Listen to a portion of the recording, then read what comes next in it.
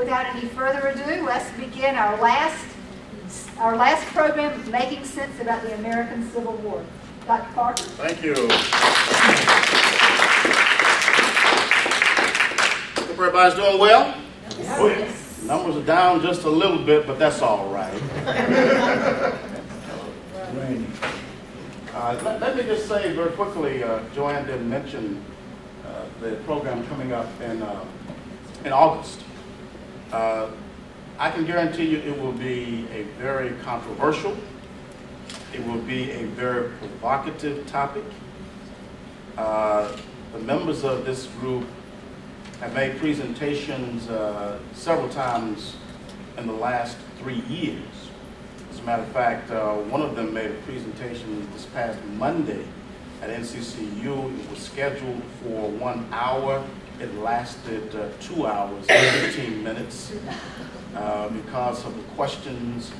And it has to do with this new research on those blacks who participated in the Confederacy to some extent.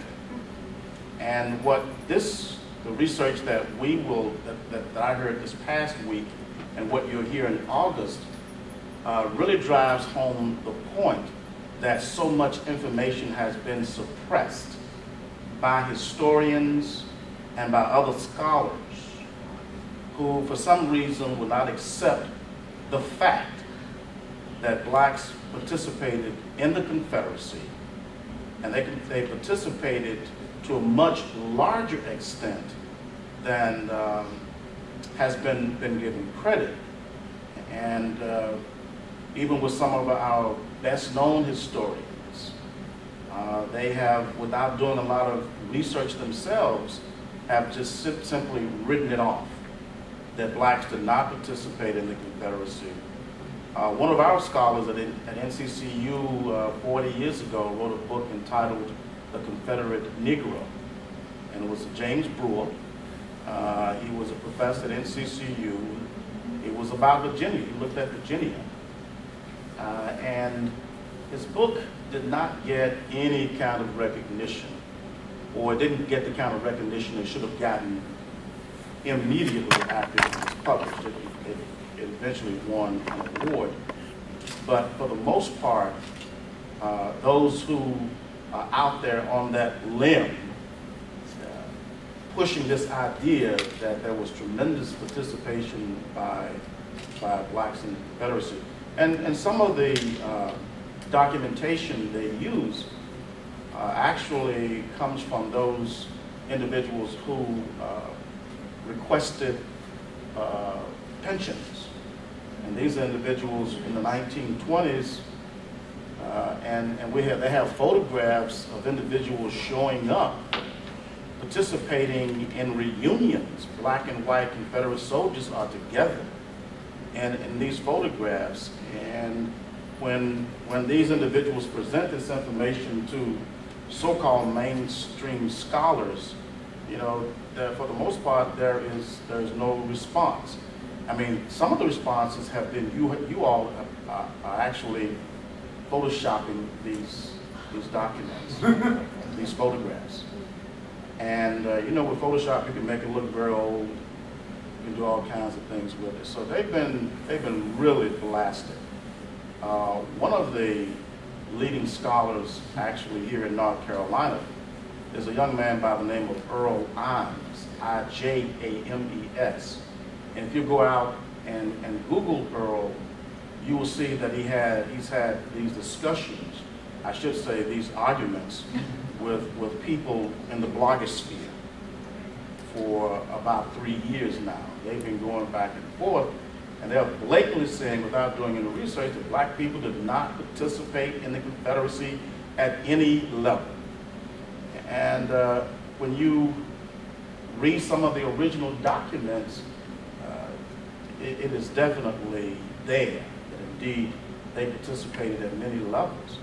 And I think much of it has to do with the fact that, that there are blacks who fought for the Union, rather for the Patriots, between 5,000 and 7,000 during the American Revolution, but you probably had more to fight on the side of the Loyalists, the English. The bottom line was, what do I get out of this? And the bottom line is, I'm seeking to get freedom, or greater measures of freedom. If I'm free, why am I participating? I'm participating because I'm looking, to get freedom for not only myself, but for my people as well. And there are those who absolutely believe that that was the case during the Civil War. That I'll fight for whomever will give me a light at the end of this tunnel. So you don't want to miss this one. And there are actually two of the individuals actually have been looking at the archives, working in the archives at Richmond, the Museum of the Confederacy, for years and years and years. Some of the folders never touched in 75 or 100 years. And information strewn that they pulled together and placed in folders. I'm not going to talk about it to the extent that you might like to hear about it, but you'll hear some fascinating stories about Jefferson Davis and his relationship with black folks. Some very interesting stories. And it branches all the way down to Raleigh with an individual there, a man who actually worked for Jefferson Davis well into the 20th century, or for his family well into the 20th century. So some really interesting information. All right, so some good readings over the past month or so. How y'all want to do this today? I'm going to let you decide. How you want to do it? Want to get into groups? I heard somebody say get into groups. No. That's too easy, isn't it? That's too hard, too difficult for you. You got to turn chairs around. Huh? Lead the readings, please. Lead the readings. I'll tell you what, I will facilitate the readings. I'm going to let you do most of the talk. All right? I was over the past, since we met here the last time, I think I've made about 10 presentations across the state. My last one was in Edenton just this past Friday night to the Edenton Historical Society. It had about 75 people there, most of whom came to, I guess they must have come to Edenton in the past 15 to 20 years, so most of them were transplants from different parts of the country. And I was in Salisbury, I was in Raleigh, I was in New Bern twice. And what struck me about all of those presentations, number one, had very few young people out, and that was really a huge disappointment. It was very difficult to find anybody younger than Chris Stott, who's 50 years of age. Not quite. 46. All right. Don't dare fool you. Yeah. But it's difficult to find anybody under 30 years of age. I find that really, really disappointing. So most of the folks were our seniors, our people who have led this nation for so long. And what struck me too is that people are really hungry for knowledge, really hungry for knowledge. And talking to some of the people in Edenton at the reception Friday night, they said they moved there for three things. Number one, they moved there for the history, wanted to know more about that area, of course, North Carolina and history in general. They moved there, of course, for the temperature, for the climate, and something else. But for me, the most important thing was the fact that they moved there because they were really thirsty for knowledge. And it reminded me so much of what we've been doing here over the past 3 months, and the hunger and the thirst that I see with you all. Now, this is not to say that we don't have young people who are not thirsty. There are a few of them who are thirsty, but seemingly it occurs more in older populations. But let's go ahead and get started with our readings. The first reading, of course, was the one on immigration. How did that strike your fancy? Were you struck by it at all? I felt insulted. Did you know about it? You felt what? Insulted. Insulted. That he would have the gall to just say, you're not happy with us and we're not happy with you. So it just blew me away. Were you? Did you know before then that the president had proposed migration? No, I didn't know Really? that. It was a shock to me. How many of you were shocked to find that he had proposed migration? Okay. So most of you knew that indeed the man wanted to get rid of black folk in 1862, 63. I knew that he thought it was expedient for the races to be separated. And he thought that black people would be happier if they were in an environment of just black people. I wouldn't say get rid of them. To get rid of them seems to me to be genocide, but separation, Well, there were folks who were about the business of practicing genocide oh yes, there were. at that But I time, not didn't- only for blacks, but for especially for Native Americans. Let me get the young lady behind Chris. And then your name again is Pat Smith. Pat. My reason is it seems as though Lincoln was really poor. You know, he must have spent a lot of sleepless nights trying to decide. He knew slavery was wrong, and he seemingly felt some sympathy like he could be more, the slaves. But on the other hand, seemingly he was trying to please the whites as well. And it was hard for him, I guess, to come up with some solution because he thought in the end that migration would be best for blacks and best for whites. Because he didn't think the two could work together or, live together amicably. Okay. Chris? I definitely get the sense of him being torn. He had been, in the political theater for a while, and he had seen just how the issue of slavery had done nothing but get hotter and hotter and hotter and hotter, and this thing explodes into a war. We're going to destroy this country. Maybe this is an easier way out, because even at 62, I still think he was hopeful this war wouldn't go on too long. Is it right? This is in April of 62, right? August of 62, excuse me. So hasn't even seen Antietam yet, right? Right. So which is after that, I think the mood's changed. Like, oh my goodness, we're in this for the knockdown, drag out. But until then, I think he was still hopeful that war's only 15 months old. We have a chance. Maybe if we suggest this, we can get it over. This is a month before Antietam. Yeah. Exactly a month before Antietam, and he's writing the Emancipation Proclamation as he is actually meeting with this group. No, I was just going to say, the Emancipation Proclamation was in his desk drawer when he was having that meeting. Exactly. This is April 14th, 1862. How do you put that together? Beg your pardon? How do you put that together? That's in his desk. That's not the way he's not talking about that at all. Well, as someone said, as Pat said, he's torn. He's just, I think of all the photographs that I've seen of presidents and the graying of hair. It probably epitomizes that graying more so than anybody else.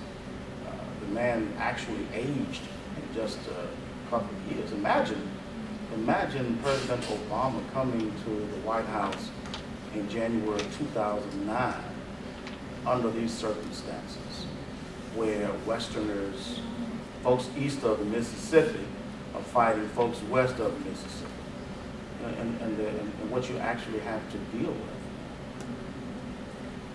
I think there are 2 points of view. I'm not at all sure that this speech is his current personal view. We know that over time his practical solution conditions that he supposed changed. But I think the speech does address what he believes is achievable with the nation coming back together. And colonization has a long history of whites promoting it. There were manumission commissions here in Orange County in the 1840s that both Duncan Cameron and Paul Cameron were members of, heads of. And may I share one story about Sure. Virgil? Virgil was a trusted, skilled African-American slave that Cameron did free, and he did go to Liberia. And the one written document that we have from enslaved folks is his letter explaining why he does not want to stay in Liberia and does return to Philadelphia with his family, and that's the most that we hear about him.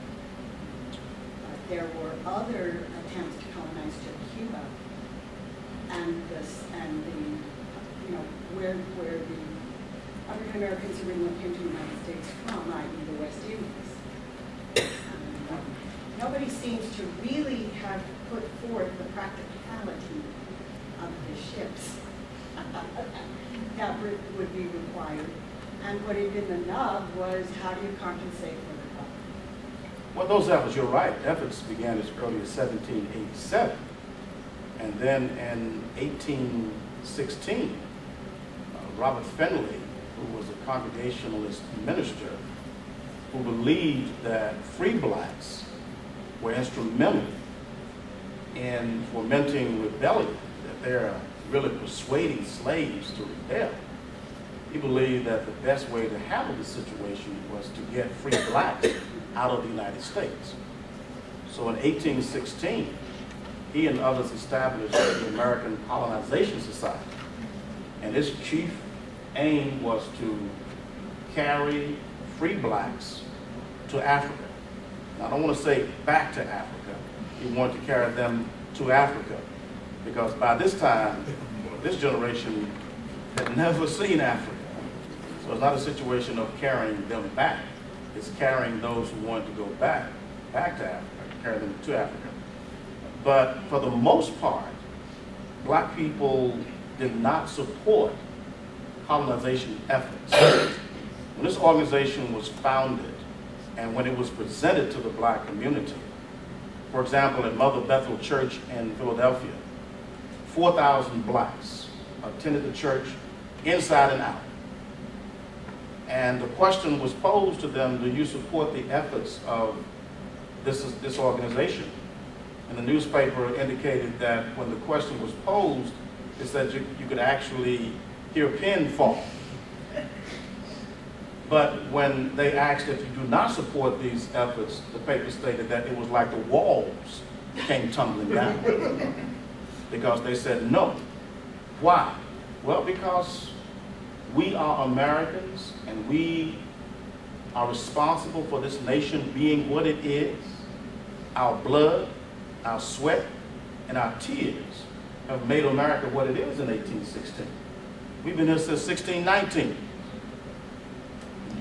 Before the French got here, before the Germans got here, before the Scotch-Irish got here. So we've made America what it is.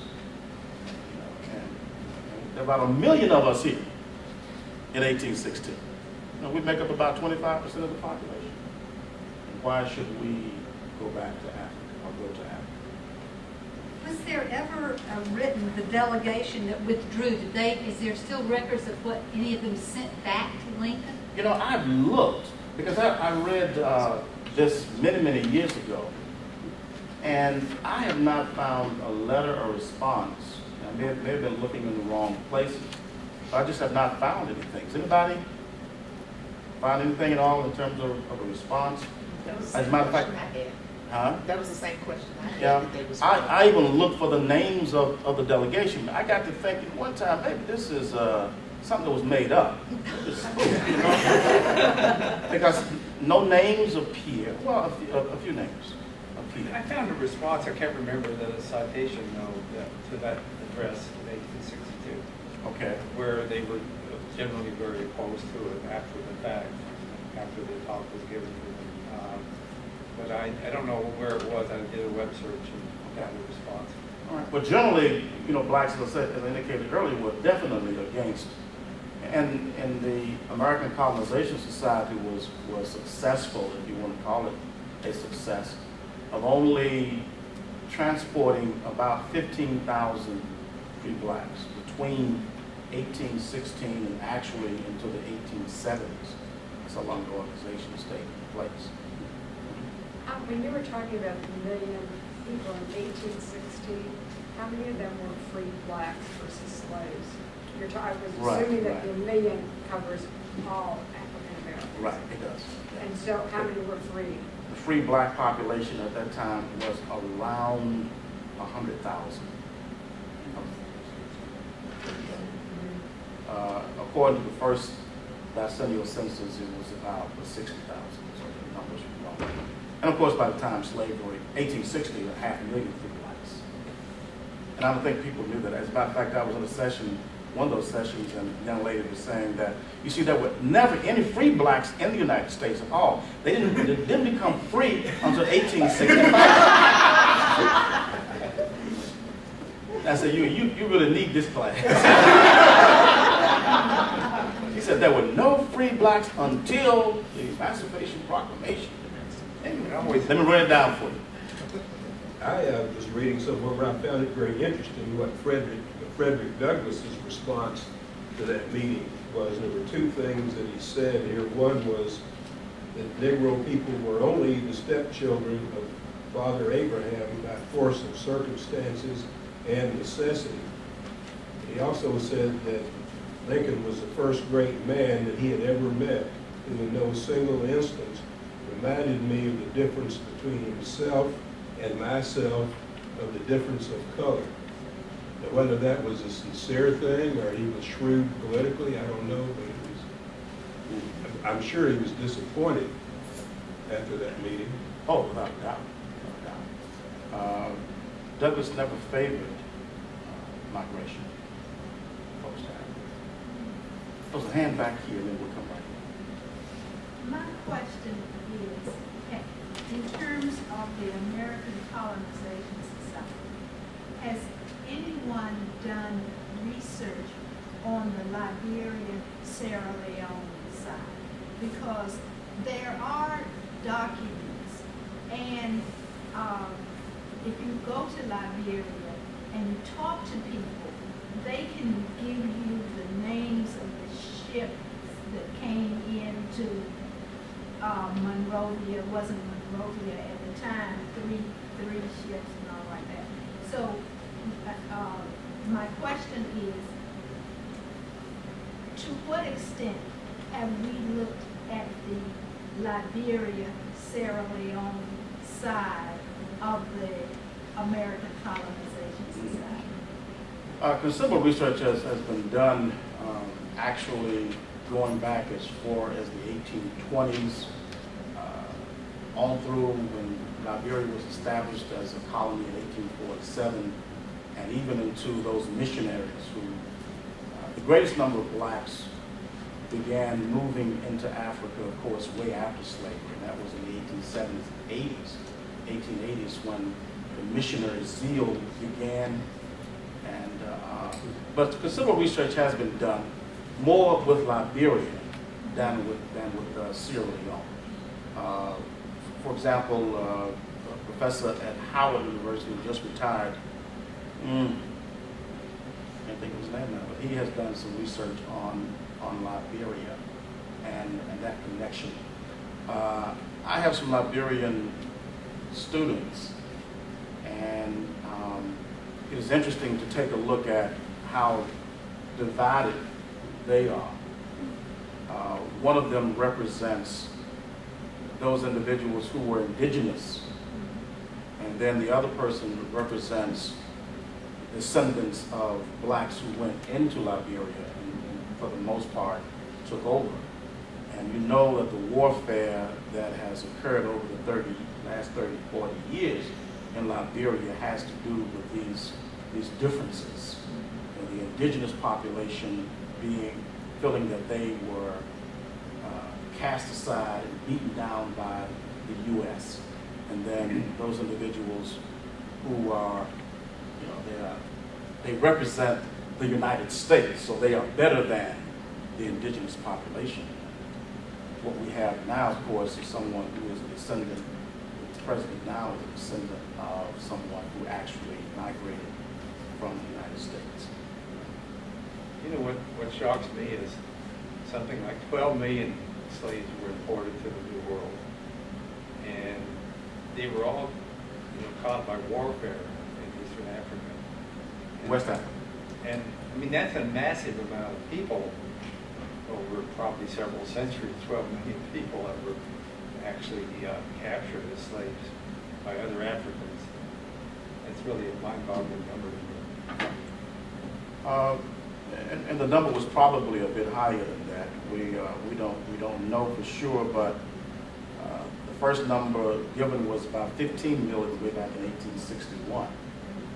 W.B. Du Bois wrote a dissertation in 1896 that he entitled "The Suppression of the African Slave Trade." Pretty much used those same numbers, 15 million. And after, I guess when we get to the 1950s and 1960s, without doing any research at all, people were using numbers like 25 million, 50 million, 100 million, 150 million, and it just continued to escalate. And much of it has to do with the fact that it takes almost a lifetime to do the necessary research to try to put those numbers together. I mean, you can't sit at home or stay here in the U.S. or if you're in England or if you're in Spain and write about the numbers game, as it's called. And it's been pretty provocative and very controversial over the past 40 years.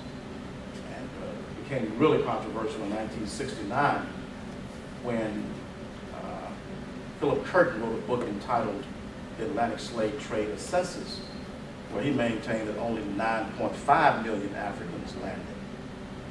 And in 1969 was the zenith of the Black awareness movement, the Black protest movement, and so he was criticized for intentionally lowering the numbers to reduce what some historians refer to as white guilt. And by 1975, his nemesis, a man by the name of Joseph Inikore, maintained that it was about 13.3 million. And you can see almost a 4 million people difference there. And Joseph Inikore maintained that he intentionally lowered the numbers and that he used wrong formulas. And he gives an example of his own research in England in the repositories. He said he found 82 ships carrying an average of 400 slaves who were never counted, and one repository. So you add up all the other places where similar records were never counted, and he said they were very specific.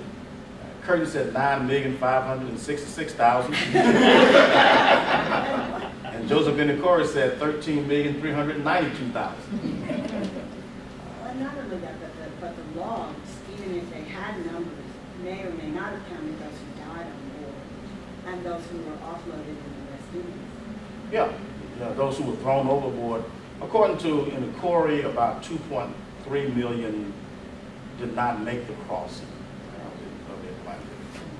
So if you add 13, you're again 13 million plus 2.3 million, you come to about 15 million.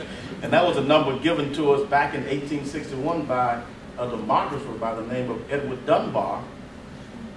And he used, at that time, what we might consider pretty primitive research methodologies but he is looking at what is referred to as net natural increase and net natural decrease. You know, the number of people born, the number of people dying, and would give you the number of people who probably came. And the research in the last 35, 40 years has not strayed away from that number very much. But the wonderful thing going on now with regard to the numbers game is that historians and economists and others working together have put together this wonderful database. It is believed that approximately 40,000 voyages were made during the slave trade. And you can actually find approximately 28,000 of those voyages on a database. They're actually on CD. And it's amazing how the kind of work that they've done in terms of cross-tabulating and giving us this very, very valuable, pretty objective information about the slave trade. A group of professors at Harvard and a couple of other universities in Canada are working on the database, and they continue to work on it. Yes. Slightly off the topic, but I read it, and I'm not sure if other people are reading it. This new work where they've changed the estimate, the death toll for the Civil War, and raised it to 750,000. Yeah, someone mentioned it. Yeah, it was That's myself. very Right. Yeah. And the techniques that they use. Right. I would venture to say that they're probably not much off the mark. I think the 600,000 has always been a very conservative estimate, without a doubt. Well, it was interesting, because the article I read spoke of how, Thank y'all. Take care. Thank you. how they came to it. That Fox had been in the Civil War, and he, for the Union death, he apparently found all the records he could find, and it must be those pension records, et cetera, and just started counting. And so he would miss things, and then of course the Confederate records was available, and apparently those were compiled from what they called after-action reports. So, Chris, you know about that? After action report? Yeah, that's a European military that after a battle, usually the officers, but sometimes senior NCOs, non-commissioned officers, keep basically, hey, this is what I saw happen, this is how many guys I lost, this is, how much ammo I got left, how much I expended, how many people I captured, how many busts were captured, or that's what I think happened to them, how many just gone missing. I got 2 deserters, they give, their, accounting of it, and in my experience, I was in the infantry for 6 years in the National Guard. My understanding is it's pretty accurate, because you're talking at platoon level what's going on, and then up to company, and then battalion, brigade. It's they're trustable numbers. but nevertheless, one would assume, given all the disarray at the end of the Oh. war, records would have been lost. Whereas who knows? Sure. I remember reading that the sugar cane production that you have in Louisiana, French colonies, and the West Indies was far more rural than that was in cotton or in those areas, and that the life expectancy of an African from the time he got to a sugar cane production plantation was about 7 years. And they ran through a lot of slaves. They needed a lot of slaves for the production of sugar. There were 2, I guess everything was very any labor task. I don't know how many of you have worked in tobacco before. I have too. Rice cultivation, a little garden behind your house.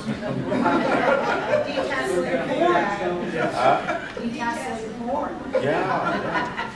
All of those were difficult, but there are 2, tasks in the New World that I hear were extremely difficult. Number 1, sugar was the worst. And the other one was naval stores production. Yeah, naval store. North Carolina led the nation in naval stores production from the 17th century all the way down to about 1885. What is that? Naval store. naval stores has to do with these huge pine trees that you find, longleaf pine, that you find down in Brunswick County, Columbus County, New Hanover County. Oh, you need ship building. But they're taking the liquid out of the tree first before they chop it up. Turpentine, pitch. Turpentine, pitch, and tar. Right, so there's. We're called the Tar Heel State because of tar production. Yes. Yeah. But it's very difficult work. It will start about this time. And as a matter of fact, there are no longleaf pines. There were some right here in this area, but when... South.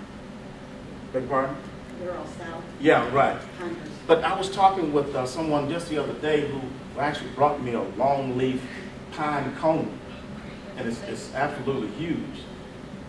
And he was telling me that there's one in Durham County. No, there's plantations of them in Dew Forest. Yeah. In Dew Forest, really? And there's some up the Old Creek. Really small? No, they're 60, 80 feet tall. Really? Yeah, I think it's 10 acres or so. Yeah, they planted them a long time ago, late 30s, early 40s. Oh, that's great. Yeah, there is indeed. Well, I need to tell him about that because he's been searching. He's looking for them growing in the wild. The inventory of natural resources that was done in the 80s will indicate where those unusual, like biological and plant and animal life. Okay. Yeah, but they would start, they call it boxing.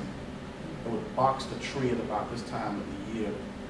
And you had to be skilled because if you boxed it the wrong way or cut it the wrong way, you would destroy the tree. And that tree has to give you that yield for 50 years.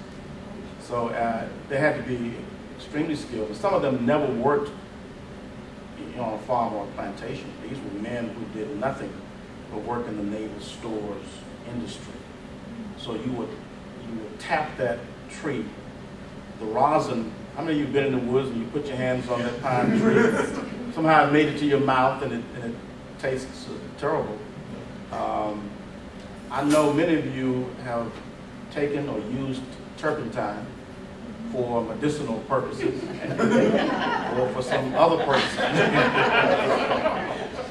But it was supposed to be a cure-all. I mean, when I was growing up, my father believed in using turpentine for everything. You have a cold, drink some turpentine, boy. If you have a sore throat, drink some turpentine, boy. If you have an open sore, you just pour the turpentine down into it. And they swore out. And I swore out that I was cured. I mean, when I had a sore throat, my father would say, take the turpentine, 9 drops. It has to be 9 drops now. And you put it in a little water, and I believe that my sore throat was cured by the time I finished drinking. If you could stand it, because it was absolutely bad taste. You still can buy it. Go to the country stores today, you can buy turpentine. Now, you know it has to be powerful if you can go to Home Depot and Lowe's and buy turpentine to strip paint from the wall. That's the commercial strength turpentine. But sugarcane production, extremely difficult. Naval stores, extremely difficult. As a rice, I've taken students down to a rice plantation down around Fort Frederick, located in Georgia. And you're familiar with that, Joanne? It's a rice plantation there. And when they take you on this tour, they talk about how difficult rice cultivation was as well. Other questions? I didn't know that Free Blacks already had the vote before the Civil War. Yeah, Free Blacks in North Carolina. In North Carolina, Tennessee? Yeah, I know in North Carolina, when the Constitution was written, you know, when the American Revolution occurred and it was decided that the colonists would break away from the mother country, one of the things they were told to do was to write their constitutions. So in 1776, you know, this colony, like the other colonies, wrote a constitution, And in that Constitution, they gave free men, gave free blacks the right to vote. At that time, it was a very, very small number because in 1790 there weren't but 5,000 free blacks in North Carolina. And many of those had actually moved from Pennsylvania and Massachusetts and places. But it came with a price. And, according to, are you looking for Tennessee or when you're free blacks who were able to vote? Were they in, I just read it. in general? Okay. I think in one of the readings it mentioned. Yeah. Tennessee. Right, yeah. Tennessee. Yeah, petition. But in North Carolina, I haven't done research for the other states, but so as much as I have in North Carolina, you had to own property in order to. I mean, everybody had to have at least a few acres of property. But no women. Oh, no women. No. Y'all just got it yesterday. The day before yesterday. Legal property. Right. Primogeniture was the deal at that time. But we saw it lessening a little bit after the American Revolution. When did blacks in North Carolina lose the vote? Was it about the same time? 1835. 1835. And essentially, what happens is that North Carolina rewrites its constitution in 1835. And because of some insurrectionary activity, several things happen. Number one, you have the Nat Turner Rebellion of 1831. You also have David Walker's Appeal in 1829. Now, how many of you are familiar with David Walker's Appeal?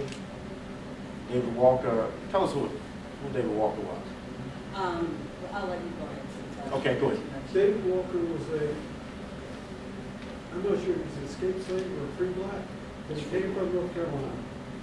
And he wrote an appeal saying that if we cherish these rights, we have to take them by force. And generally in everything in the stereotype of what the abolitionists were demanding or inciting, it's like people drew those from Walker's original appeal. They exaggerated the extent of it for years and years, but he flat out states that freedom and liberty is something worth fighting for and that we should be fighting for it. Persuasion won't make it happen. And it's interesting that it is 2 years before Nat Turner. I don't, my gut can tell you is that the world changed dramatically after Nat Turner. Yeah. I mean, a free black was no longer safe. Yeah, as a matter of fact, some people refer to the Nat Turner Rebellion as the first battle of the Civil War. David Walker's appeal was entitled An Appeal to the Colored Citizens of the United States. And he is telling them that you won't get your freedom unless you use violence and force. He was born in Wilmington in 1785, born free. His mother was free, his father was a slave. During slavery times, a child inherited the status of a mother. He grew up there in Wilmington and really came to hate the institution. Just a little side story about Walker. It is believed that he may have been in Charleston, South Carolina in 1822.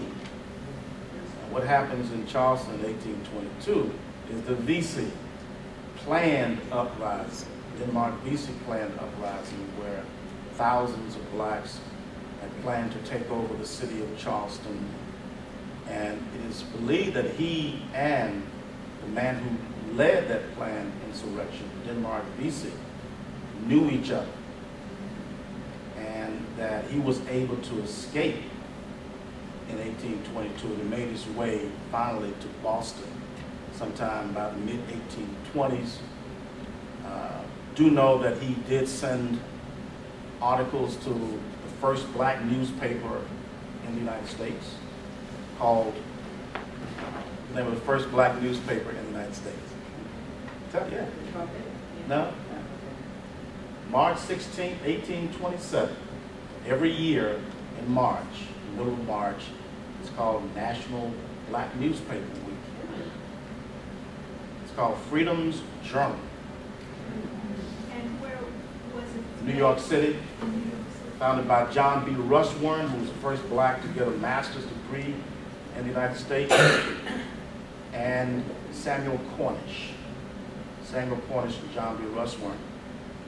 The newspaper, unfortunately, was short-lived. It was the first abolitionist newspaper in the United States. When we talk about abolitionism, for example, we tend to put all of our eggs in the basket of William Lloyd Garrison, you know, and that group. But here in 1827, if you don't believe it was an abolitionist newspaper, go read it. In the very, very first article, first issue, there is a story about a lynching of a black man as early as 1827, which is rare. Most people who were lynched in the United States before 1882 were white men who lived in the western part of the U.S. The numbers for black males, for black people, don't really begin to rise until after 1882. Before then, it was a white male phenomenon. After 1881, 82, it's a black male phenomenon. All right? And there's an article in there about a black person who was actually lynched in Alabama. And Alabama had only been a state about 10 years. But it was a short-lived newspaper. And we know about the Liberator. It was founded in 1831. Very few people know about, well, everybody knows about the American Anti-Slavery Society that was founded in New York by Garrison and others. But very few people know about the National Negro Convention movement that was founded in 1830 that predates it in about 3 years. It's an abolitionist organization.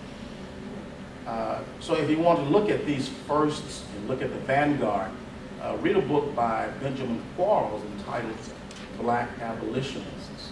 And what he says in his introduction is that free blacks were always in the vanguard of the struggle to bring slavery to an end.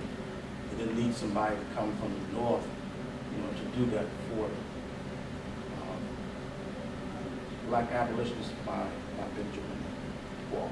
Yes. But they had plenty of presidents. I mean, the American Revolution and the French Revolution were well known and understood. And they're just following this. I mean, after the French Revolution and its continuation in Haiti, etc.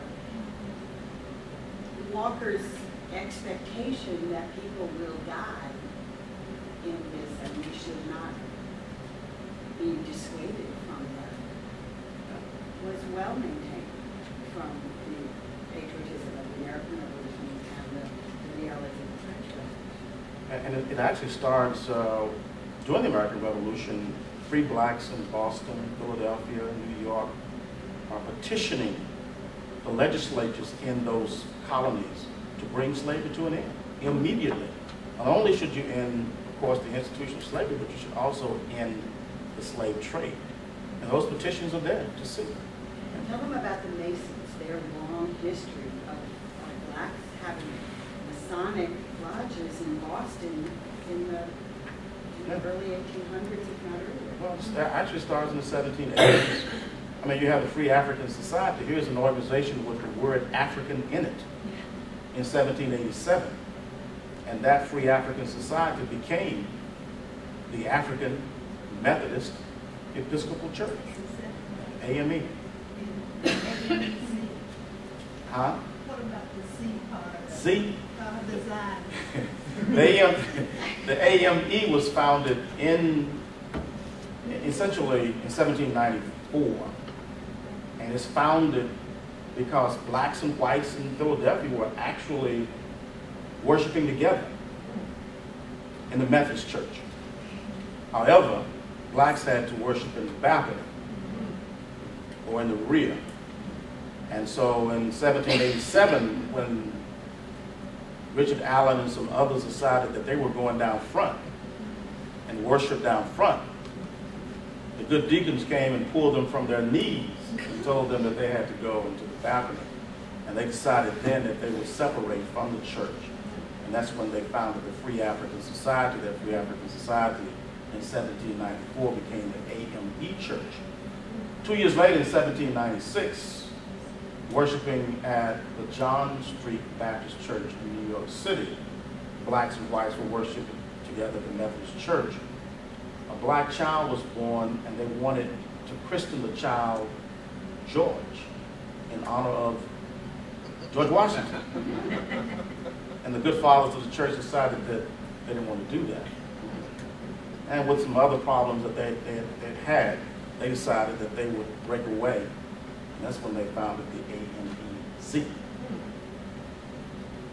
Which one, both of them were thought of as the Freedom Church, I understand. Well, you know, they still go back and forth. Both were freedom churches. The AME predates the AMEC by only a couple of years. But in terms of their quest to bring slavery to an end and to bring, you know, first-class citizenship for free blacks, they were doing the same thing. They both had newsletters, newspapers. They had people out there, you know, who were going around the country talking about, you know, civil rights and so forth. And this is when the Constitutional Convention in Philadelphia is unable to solve the problem. No, yeah, 1787, exactly. But people like Harriet Tubman, Sojourner Truth, and Frederick Douglass were AMEC members. That's what I read. Okay. Yeah. I mean, so, same thing happened in the Baptist church. The Baptist church was actually was founded, the first black Baptist church was founded before the Methodist church. However, in terms of an independent church, it's the AME. But the black Baptists were doing the same thing. So everybody's doing the same, everybody's fighting for freedom. Even the black Catholics. There was a sizable group of black Catholics as well in the late 18th century. They're a part of all of the denominations. Some black Quakers, always. There's a sizable black Jewish population in this country today, right? Sizable black Jewish population. One of my students just the other day said, I can tell he's a Jew, I can tell by his nose. I said, no, you can't.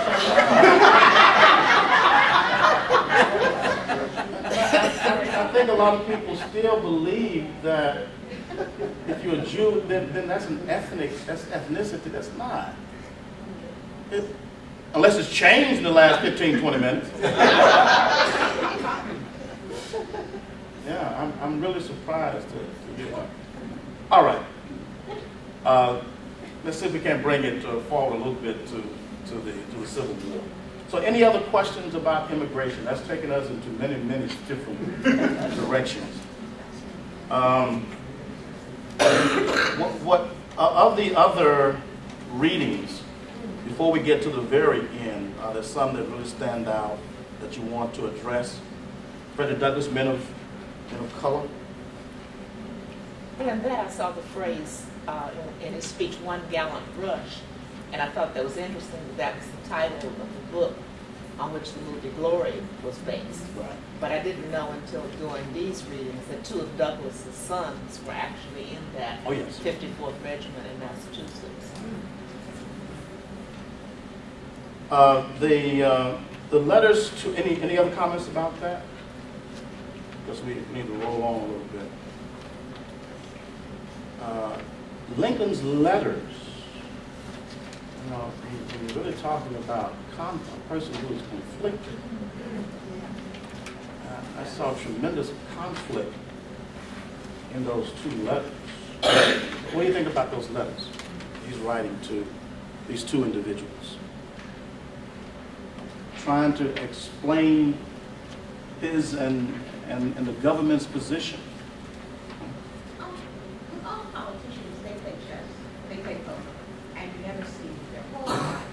So I've always wondered to what extent did Lincoln really object morally to slavery, And then the writings that he may have done, or the speeches he may have given, may have been for these certain kinds of coalitions together. So was he conflicted truly in his own heart, or was there conflict in terms of what you could possibly and briefly verbalize at any one time about what you wanted? I mean, he wouldn't even have been, I don't think, like the president, if his point had been that he wanted to abolish slavery. And certainly his concerns about keeping the border states within the Union. So sometimes I wonder, and I know you historians are looking at more original documents, when is the president being political, when is he playing poker everywhere, or chess? You know, with our current president, I mean, it's difficult to determine that. Absolutely. Or with anybody. Even though they tell you certain things. Like that. Yeah, but you know, because it's a primary source doesn't mean it's truthful. I know, you know, historians want you to have primary sources, but if I write a letter and you read it 50 years from here, it could be filled with all kinds of lies, memoirs. So you know, for example, there's a field of history that came into being about 50 years ago called psychohistory. And Professor Earl Thorpe at NCCU was one of the pioneers in that area, a combination of psychology and history, what they call depth psychology, trying to understand who people were by, in essence, placing them on this couch and trying to get inside their head. Now, psychologists and psychiatrists trying to get inside people's heads today are lied to, without a doubt. So when you start trying to apply depth psychology to people who are dead, you know, you can run into a lot of problems. A lot of problems. It sounds like Lincoln was a pragmatist, that he's saying emancipation has worked out. The commanders in the field are saying, well, I mean, soldiers what we have to look at, I think what we have to look at is what he actually had said and what he had written over the course of his life.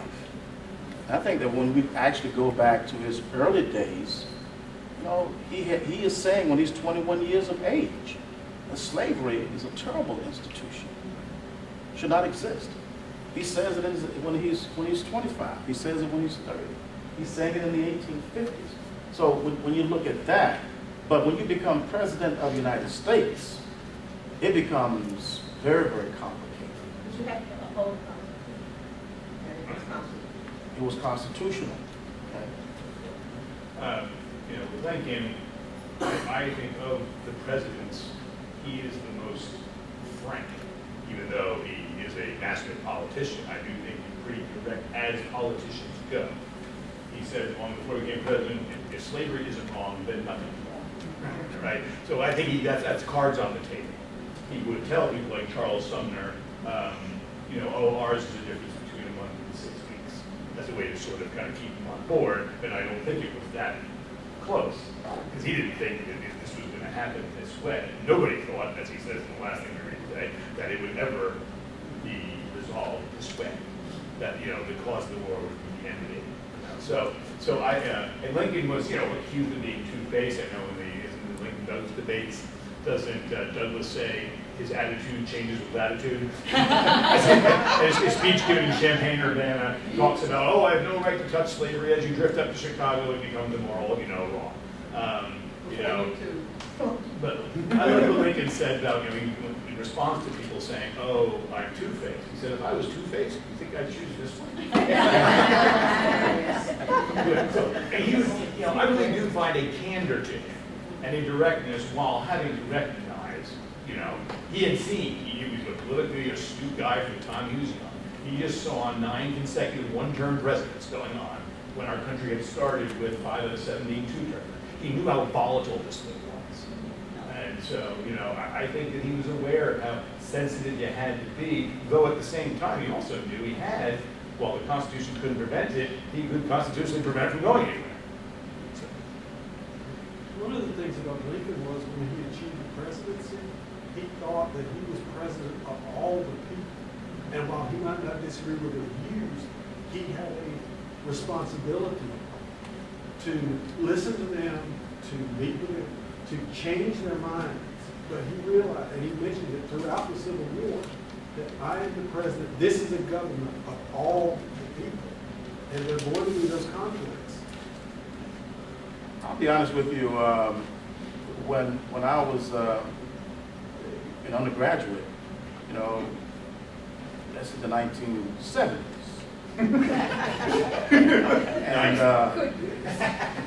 and you know, that was a turbulent period. You had to hate Lincoln. I mean, that was a part of growing up. You had to hate Lincoln. And you hated him without reading about him or reading what he had written or what he had said. But I'll be honest, over the last 20 years, the more I read about Lincoln, the more I have come to respect him as a human being.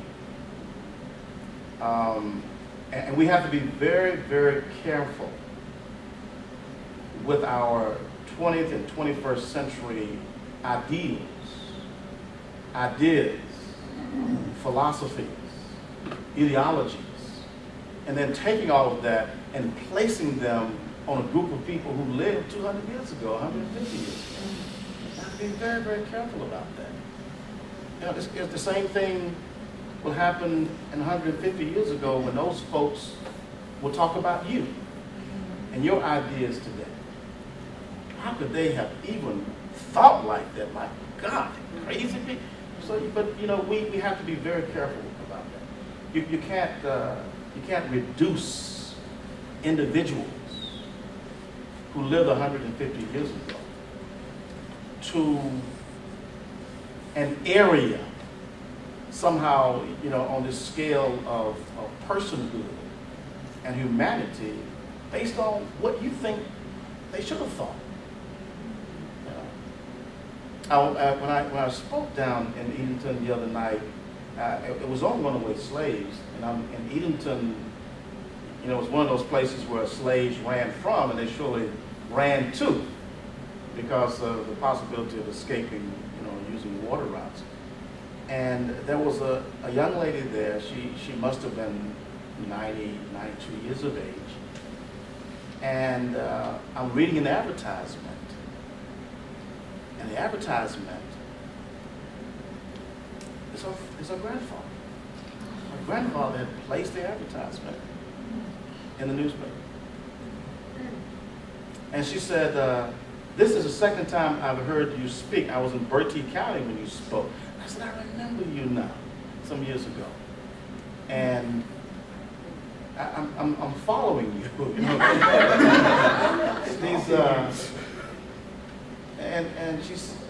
And I read that, and she was shaking her head, and there were some other members of the family in the audience. And she said, we are so ashamed. I said, why should you be ashamed? You had nothing really to do with that. I mean, you should hold your head up. I mean, just like, I am not ashamed that my great-grandfather was a slave. I can't change that. In no way can I change that. That's what it was. Now, I think I need to work hard to ensure that it doesn't happen again.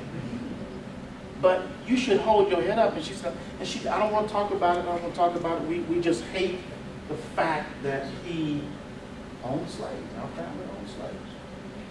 And what I tell folks is that, you know, the difference is what you do now. It's all about who you are and what you do now. You absolutely cannot change what happened 25 minutes ago. So you know you can't change what happened, you know, 150, 200, 300 years ago. So the bottom line is that what you ought to be, you love history, you love making a difference, you're a member of these historical societies, and so you ought to be about the business of telling people who he was and the difference that he made to the people in Edenton, Juwan County, and he had a tremendous impact in that whole area out there. He was a very wealthy man, a man by the name of Josiah Collins. Josiah Collins. Somerset? Yes, the same family. In our family, there was a young man, Dr. White, who wondered why so many black people had their family surname. And he began, and I think the family sort of had been very quiet about the fact that the ancestors had been slave owners. And he ended up doing the documentary Family Name. And very interesting because he ended up with black and white members of the family going back to the old plantation for a concert and a and I think he got some awards and Sundance for that. So it was very, and when I saw it, I remember being very moved by it because you were looking at, and you looked at the old pictures, you were looking at relatives, whether they were the slave owners or not, because we also had my great-great-great-uncle was a state senator during Reconstruction, and his father was a U.S. Congressman. And so we can't change it, and it becomes fascinating in and of itself. Now, I would have a problem with that young lady if she had said, and I embrace the fact that my great-great-grandfather was a slave owner. He should have owned slaves because black people are innately and inherently inferior. We'll have a little problem with that now. You might need a little counseling. Glorifying. Huh? Glorifying. Yeah. Or changing history. A little advertisement. The University of North Carolina Wilson Libraries Other Historical Collections has started a multi-university initiative to encourage African American families to pursue their history the way, with records and photographs and genealogy, the way that Dorothy School Redford has done with the Somerset families. And they gave a workshop recently, and if you have materials that you want information about how to proceed, oral histories, the one thing she said that was wonderful, she said, don't have the oldest member of your family go interview the oldest descendant, or, you know, you two share too much. Have the youngest member of your family go interview grandma, because then grandma will tell you how they wove baskets, because you'll ask it authentically. You won't know how they wove baskets. And she will answer questions on it. That was an interesting tip. But there are resources here. The universities, the Historical Society are 100% interested in this minute collaboration of data so we can get the millions counted. Yeah, I think you all will be surprised at what you'll find once you go back to young grandmama and granddad, great-grandmama and granddaddy. There's some stories out there that are absolutely incredible. And you're not that far removed in many ways. Not that far removed from that. Is there a good resource you could recommend on this whole idea of how you interpret history, on interpreting history, on reading history, on being aware of the mindset of people back then and not throwing darts at them because they don't think the way we think today? Is there a good repeat? He wants to know if there's a good resource out there that pretty much tells us that we ought to not place ourselves back into a historical period and judge people based on our 20th and 21st century thinking. Anybody familiar with that kind of source? And then the reverse, how do you put yourself back there? Yeah. and not fall into the trap of, I mean, what I tell people is this. When you're looking at yesterday, you're standing up here.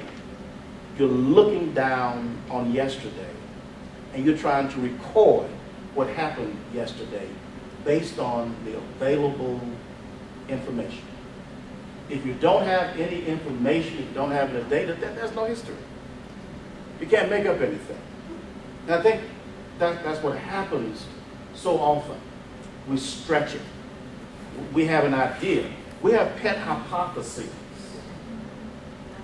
We have pet hypotheses, and we sometimes want to tailor in our minds the way people were to our pet hypothesis. And you really have to be very careful about that. For example, Chris Scott finished a master's thesis last December. I have 4 people who will be finishing up over the next couple of weeks. And it seems that a lot of people think that when you select a topic, it has to have some controversy to it. You have to drive home a point. You have to make an argument. And what I argue is that should not always be the case. What about just simply recording what happened yesterday as accurately as you possibly can? We're trying to force an argument into the mix. I want to argue that there's no argument there. If someone is writing a story about Little River School, why is there a need to argue? Nobody knows anything about Little River School. All I want you to do is read these 100 pages of what happened in the lives of people between 1925 and 1968. Now, if 10 people had written about Little River, and you are the 11th person, and you have some issues with what they have written, now it's time to advance an argument, possibly. But if it's research and nobody really knows anything about it, then I'm not trying to make an argument. I'm just trying to present to you a body of knowledge that I hope you will somehow take it, digest it, learn from it. But this whole idea that we must advance an argument, I think, causes us to lie. It forces us to try to, live by a standard. And that standard is that I'm supposed to have a thesis. I'm supposed to have an argument.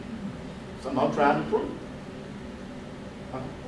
But that was part of the historical profession from the 55 to the present. Hofstadter, all of the historians were trying to reinterpret what looked like sentimental or political or patriotic history. And so they took these unusual perspectives and coming back to Parker's position that go with the records, folks. Yeah. There isn't a single Bible. There are lots of places that recommend what you're requesting, but there's not a single Bible that us. H.G. Jones wrote a book entitled For History's Sake. For history's sake. For history's sake.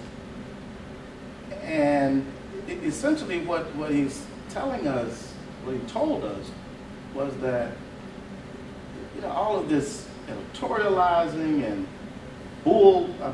BSing and stuff that we find on these pages, take away from what really happened. Give me some content.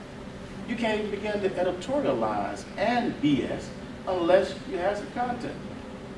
Gotta have the facts. Just the facts, man. And then you can begin to kind of editorialize and yeah. My father told me that the word history is English tradition from the Greek word historia, I think, if I'm saying that right, and inquiry. Supposed to be what happened, right? And it's supposed to be a telling of what happened, not whether or not necessarily you're happy about what happened or unhappy about, you know. So, you know, that's kind of the attitude you got to have. I was lucky with my thesis, Dr. Gershon, my mentor, that didn't, you know, you have to have a point, okay? Gotta have a point. But you don't, he didn't make it the focus of it. Okay? So, you know, when I'm trying to connect Hard Bop Jazz movement to the civil rights movement, you know, he wanted me to relate certain things by certain performers, but I didn't have to overturn anything. I didn't have to tell Dave Rosenthal, who wrote Hard Bop and Black Music, but he was wrong. He should have made this connection before I did, blah, blah, blah. So I was grateful for that, and then being able to just pursue that opened up other doors, I felt. I'm thinking of a discourse my mother and I constantly had regarding my great-grandfather who left my great-grandmother, and I keep telling her, but he was African. You know, we got to think of the cultural context of or the cultural milieu that people come from to be able to make, I mean, it's no judgment. It should be no judgment. And I know that my great-grandfather was sold in Richmond, Virginia. He was an African. And he probably had this polygamy, as they say, in his psyche, you know, in his cultural context. And I keep thinking about the Peace Corps.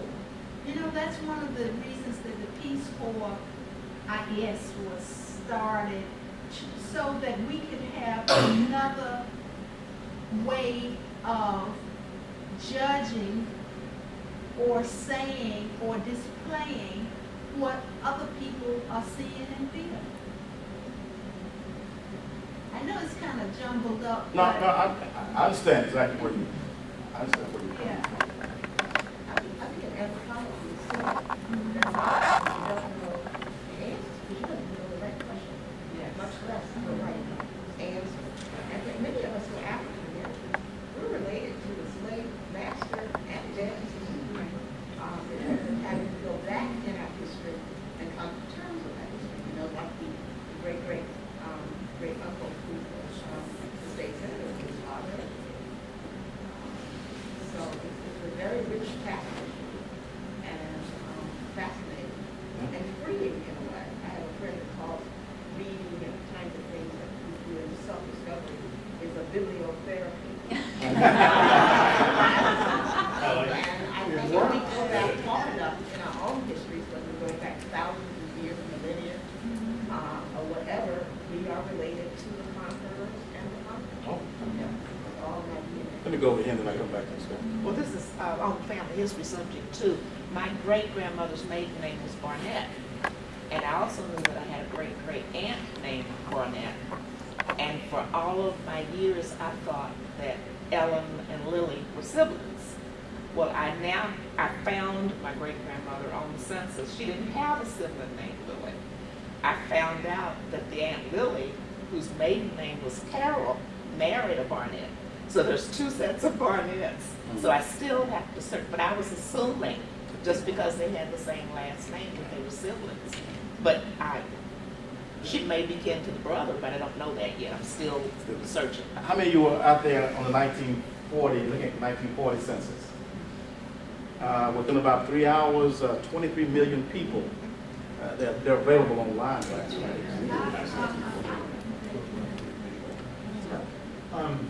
Just to kind of, I know we're getting close here and going back to the Lincoln stuff, why do you suppose that the Gettysburg Address seems to be the one that you hear about more than the second inaugural? You know, I mean, they're both on the walls of Lincoln Memorial, you know, but I was always brought up with the Gettysburg Address, and I find the second inaugural much more masterful and just, you know, And I think recently it's been sort of called the Great American Speech or whatever. But Yeah. why do you suppose the Gettysburg gets in, or has historically gotten in? Yeah, you know, when you look at the Gettysburg Address, it doesn't move me. But maybe because it's attached to a battle. You know, death, carnage. Well, the language is so. The language is confusing, you say? No, it's beautiful. It's beautiful? The language. And it's short. It's short. It's short, and it shows part of a educational, people memorize speeches. And so this was a great candidate for its brevity and its beautiful. And so when it gets repeated and repeated, like, there must be songs that. Right.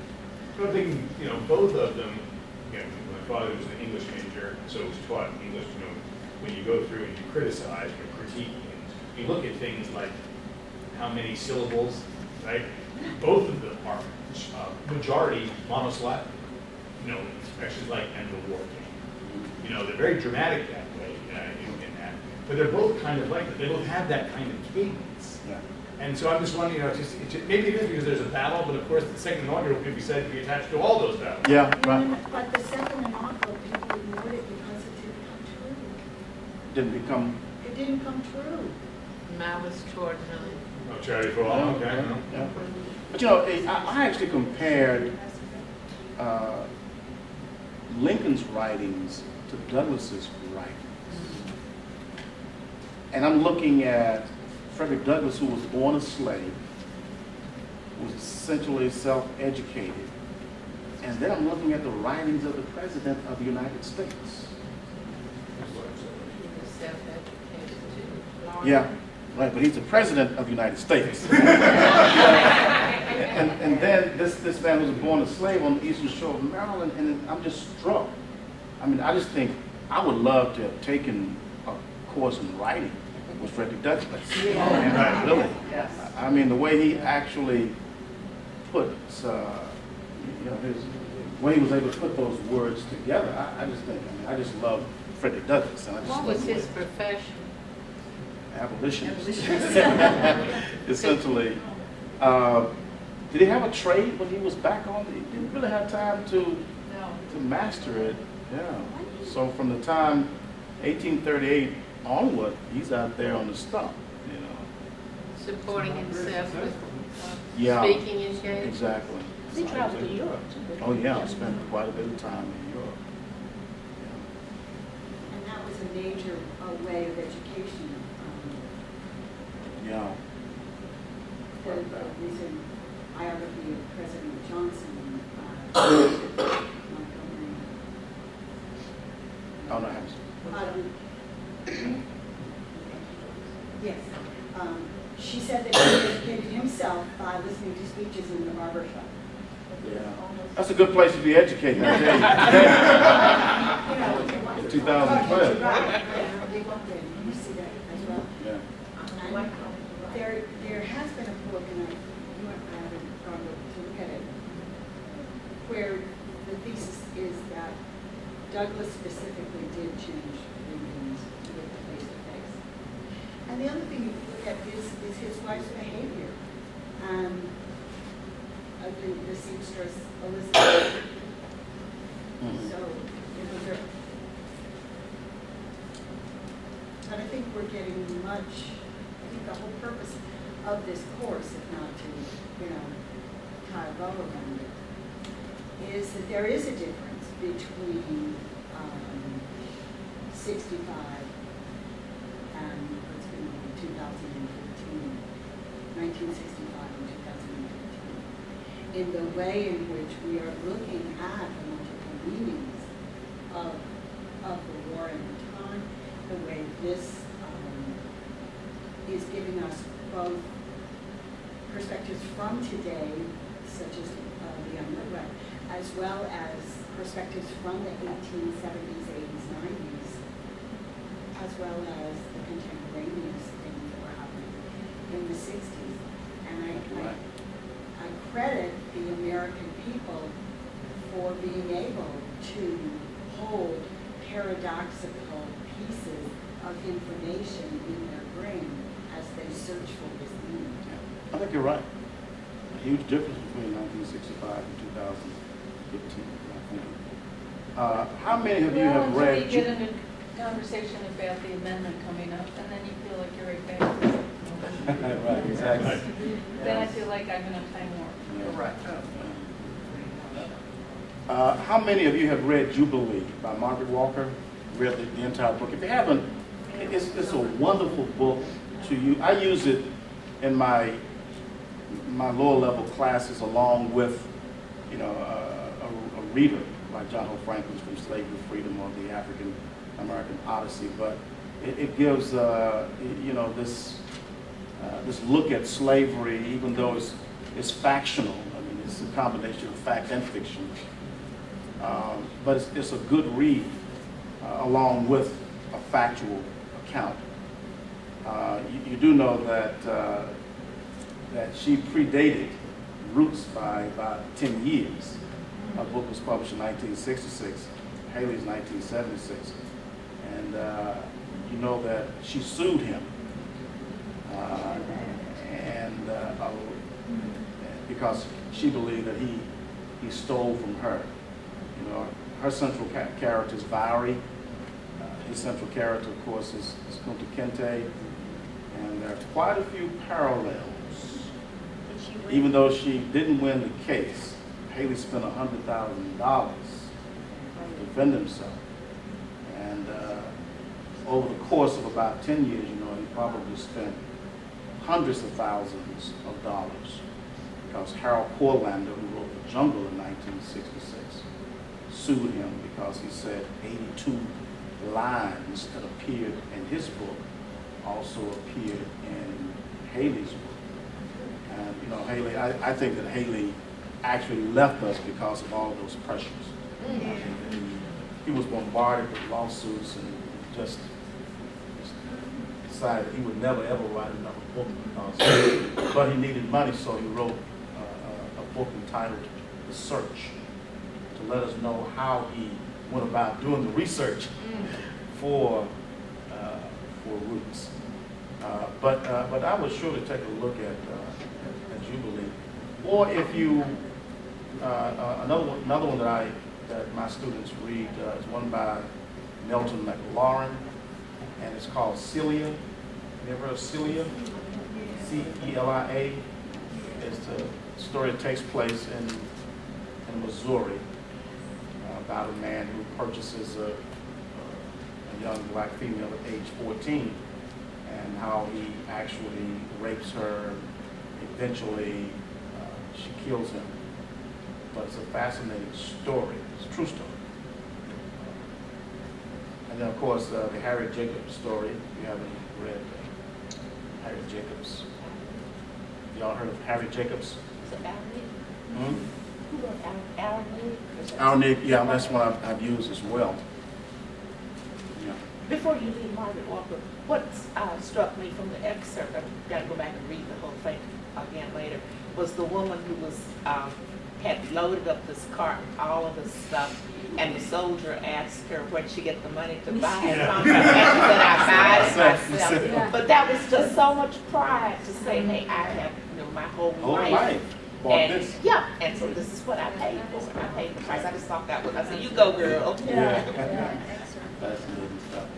Well, it's 4:30 plus, y'all. I'll tell you, I've enjoyed this series, the 5 series that we've had since January. Hopefully, Joanne will bring us together again. Well, but surely in August. But hope the library will write. August 12th. August 12th. August 12th. Yes, ma'am. I'd like to thank you for all of us. And I'd like to thank you for me, because I've learned so much. Right. And the older I get, the less I know. I found that out. And as I was reading this last thing, I hated Lincoln, I liked him, and all of that. Right. And as I told you, I was very befuddled by the truth, but you sort of straightened it out for me and let me know, well, I can't But when I say, he's talking about God and all these people using God for whatever purpose God is for them, you know, you realize people do that. Yeah, And so I thank you for me and for us. Thank you.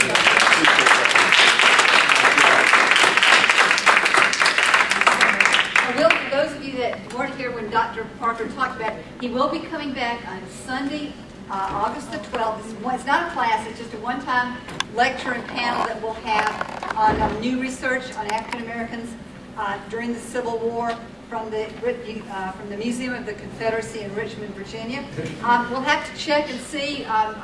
We now have a new grant writer at the library, so we'll be able to see if we can get another Let's Talk About It. So just keep coming, and we'll keep you informed if we have another one. I really thought this was fantastic. And again, Dr. Parker was wonderful, wasn't it? Yeah, thank you. Thank you. The evaluation, we'll be doing the report next week to send it into Chicago, so that hopefully we can get more. Let's talk about it. We're here. And please put your books on the table, and I'll get them checked in. Let me, yeah, you know, if you've already taken them, that's fine. But if you just want to leave them here, I'll take them. let me share this bit of information with you. Is there a time then for August 12th, the class there? It's at 3. It's at 3. It's just a regular Sunday program, so 3 to 4:30. Where's it going to be? Here. Let me share this with you. My avocation is photography. I will, with your permission, put on photobucket.com photographs that I've taken of this session over the past 4 months, if it's okay with you. You can see yourself, some of you are doing like this. So you see your different poses. Okay. I will actually send Joanne the actual link. Yes, and I'll mail it too. It should be up by next Sunday. Oh my goodness. And there are 2 new upcoming things. May 29th is Sid Nathan's talking about DeFeo Henley here at the